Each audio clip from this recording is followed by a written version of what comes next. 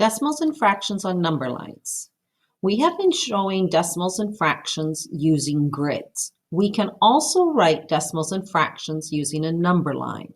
If I have a number line from 0 to 1 and I divide it into tenths, I can count and show it using decimals or using fractions. You will be asked to show or to name the decimal and the fraction for a particular location on a number line.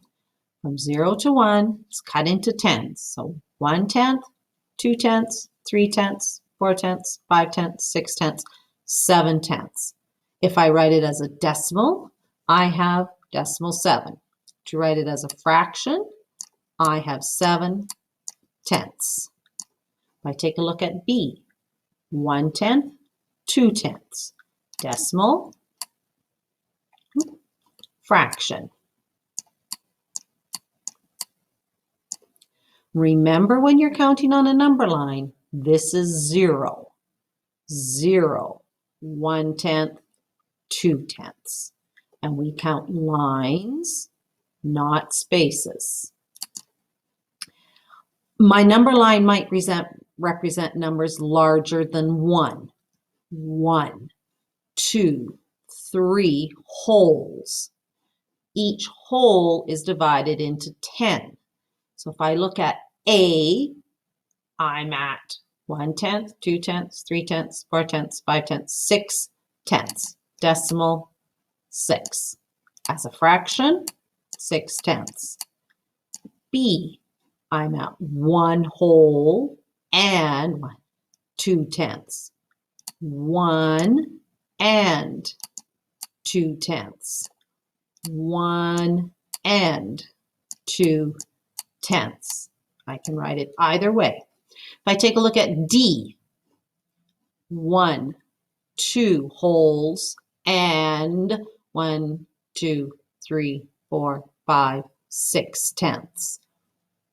2 and 6/10. 2 and 6/10. Decimal notation or as a fraction.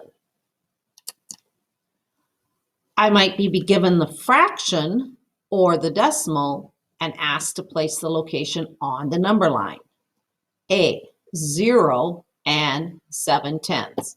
0 and 1, 2, 3, 4, 5, 6, 7/10. 2 and 7/10.